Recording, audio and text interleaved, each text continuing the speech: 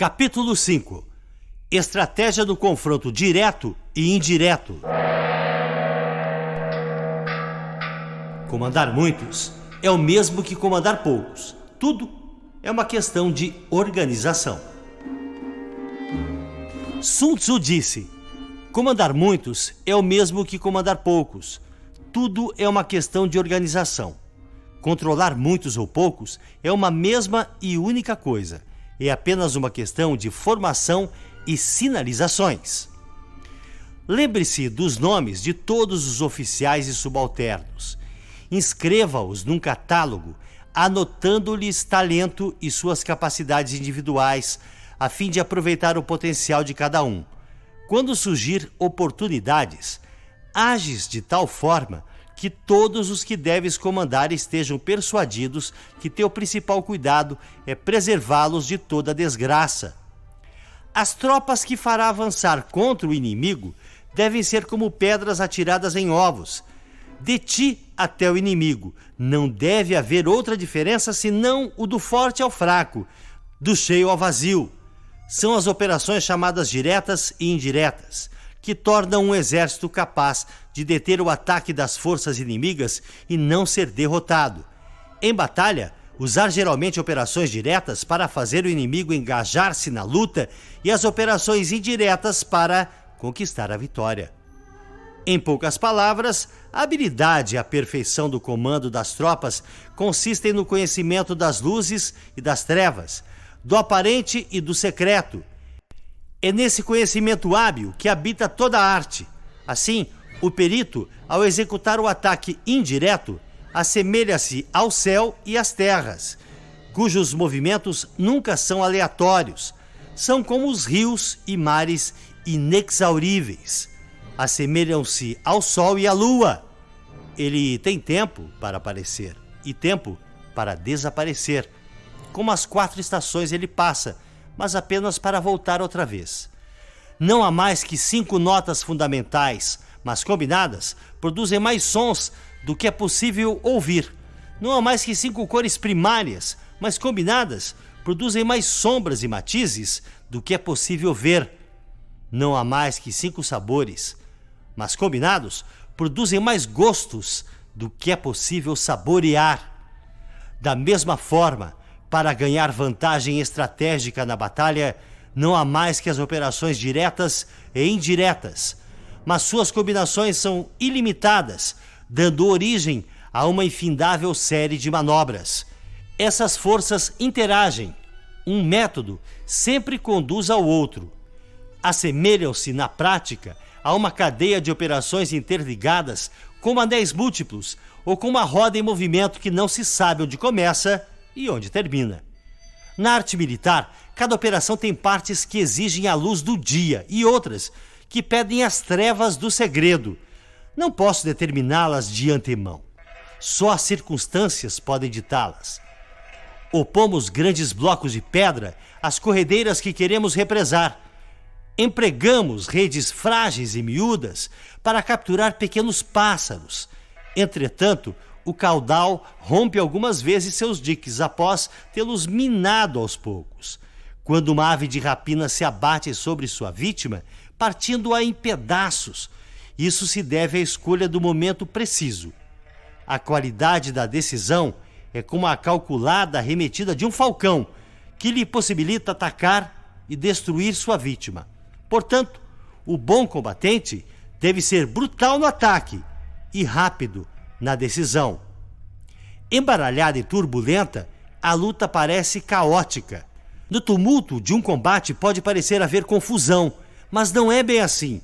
Entre a confusão e o caos, uma formação de tropas pode parecer perdida e, mesmo assim, impenetrável. Sua disposição é, na verdade, circular e não podem ser derrotadas. A confusão simulada requer uma disciplina perfeita. Afinal, o caos estimulado se origina do controle. O medo fingido exige coragem. A fraqueza aparente se origina da força. Ordem e desordem é uma questão de número, de logística. Coragem e medo é uma questão de configuração estratégica do poder. Vantagem estratégica, Força e fraqueza é uma questão de disposição das forças, posição estratégica.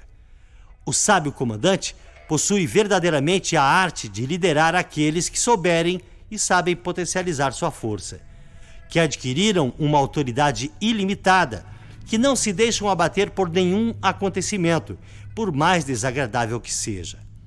Aqueles que nunca agem com precipitação, que se conduzem, mesmo quando surpreendidos com o sangue frio que têm habitualmente nas ações meditadas e nos casos previstos antecipadamente. Aqueles que agem sempre com rapidez, fruto da habilidade aliada a uma longa experiência. Assim, o ímpeto de quem é hábil na arte da guerra é irrefreável e seu ataque é regulado com precisão. O primeiro imperador, Han, de 256 a 195 AC, desejando esmagar seu oponente Rissung-nu, enviou espiões para conhecer sua condição. Mas este, sabedor do fato, ocultou com cuidado todos os soldados fortes e todos os cavalos bem alimentados, deixando apenas homens doentes e gado magro à vista. O resultado foi que os espiões, por unanimidade, recomendaram ao imperador que atacasse. O resultado, o imperador Han atacou e foi derrotado. Os espiões viram apenas velhice e doença. Isso sem sombra de dúvida. É uma dissimulação do inimigo e atacar pode ser imprudente. Assim, quando pretende que o inimigo se movimente, o especialista se mostra e o inimigo certamente o seguirá. Ele ilude o inimigo e este acredita. Agindo desta maneira, manipula o inimigo e assim espera por ele armado com toda a sua força. O especialista, quando está em batalha, procura a sua vitória na vantagem estratégica, não a solicita aos seus homens. Portanto, deve ser hábil para selecionar os homens certos e explorar o avaro e o tolo, o sábio e o valente, e dar a cada um deles uma responsabilidade adequada ao seu perfil. Jamais designe tarefas a quem não for capaz de cumpri-las. Selecione e dê a cada um responsabilidades proporcionais à sua competência. Em 341 AC, o estado Qi, em guerra com o Wei, enviou o general Sun, que disse: o estado Qi tem a reputação de covarde e por esse motivo nosso adversário nos despreza. Vamos virar essa circunstância a nosso favor. Consequentemente, quando o exército atravessou a fronteira do território Wei, Sun ordenou que fossem apenas 100.000 fogueiras da primeira noite, 50.000 na segunda e apenas 20.000 na terceira. O general do exército Wei, Pang Xuan, ordenou o ataque de maneira vigorosa, pensando: eu sabia que os soldados de Sun eram covardes. Seu número já caiu menos da metade. Na sua retirada, Sun chegou a um estreito desfiladeiro que, calculou ele, seria atacado pelos perseguidores depois do anoitecer. Lá chegando, tirou a casca de uma árvore e escreveu: sob esta árvore Pang Xuan morrerá.